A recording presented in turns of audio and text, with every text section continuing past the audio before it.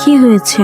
তোমাকে বিয়ে করতে চাই শুনে কে বললো আমার মাথা নষ্ট হয়ে গেছে, আবার কে বললো আমি পাগল হয়ে গেছি। এবার বুঝতে পারলে তো ডিভোর্সি মেয়েকে বিয়ে করলে সমাজ কি বলে? শোনো, আমি তোমাকে ভালোবাসি, যে যাই বলো আমি তোমাকেই বিয়ে করবো। সবার অমতে? সবাইকে রাজি করানো হয়তো সম্ভব হবে না, কিন্তু বাবা মাকে রাজি করার চেষ্টা করবো।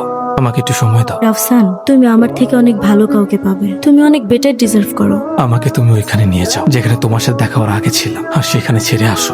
তুমি আমার জীবনে আগে কেন এলে না? আমাদের এখানে কোনো মেয়ে বদনাম হলে সবার আগে সেই ছেড়ে চলে যায় যে বলেছিল ভালোবাসি। যারা ভালোবাসে বলে হাত ছেড়ে দেয় তারা কখনো ভালোবাসে না। আমি তোমাকে কথা দিচ্ছি, আমার ভাগ্যে তুমি লেখা থাকো আর নাই থাকো, আমার মনে তুমি সবসময় থাকবে, কখনো ছাড়বো না।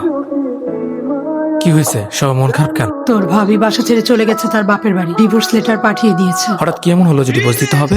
ফারিয়ার একটা রিলেশন ছিল অনেকদিন ধরেই, সে অনেকদিন ধরেই চেষ্টা করেছিল ছেড়ে চলে যাওয়ার, কিন্তু শেষ পর্যন্ত আটকে রাখতে পারলাম না। আমি একবার কথা বলে দেখবো ভাবির সাথে। দরকার নেই, আমাদের কাউকে কিছুই করতে হবে না, আমাকে একটু আমার মতো থাকতে দাও।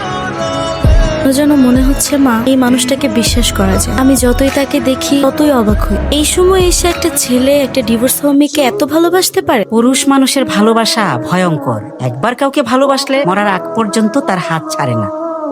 আচ্ছা আমি যাই, হ্যাঁ, কাজ পড়ে আছে অনেক। মা, তাহলে তোমরা থাকো, আমি একটু যাই ফ্রেশ হয়ে আসি।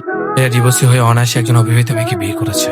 আমরা একবারও বললে না তুই একজন ডিভোর্সি ছেলে, তুই একজন অবিবাহিত মেয়েকে বিয়ে করতে পারবি না, তুই বিয়ে করবি ডিভোর্সি মেয়েকে, হয়তো স্বামী মারা গেছে এমন কোনো মেয়েকে।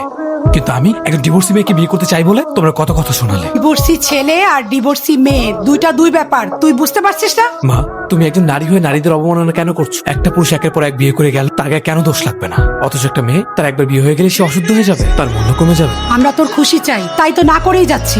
মানুষের জীবনে এমন একটা সময় আসে তখন আর সে খুশি চায় না, একটু শান্তি চায়। মা, আমি পূর্ণতার সাথে ভালো থাকবো, প্লিজ মা একটু বুঝো। ঠিক আছে, তুই যদি ওকে নিয়েই সুখে থাকিস তাহলে আমি তোর বাবা আর ভাইয়ের সাথে কথা বলছি। মা,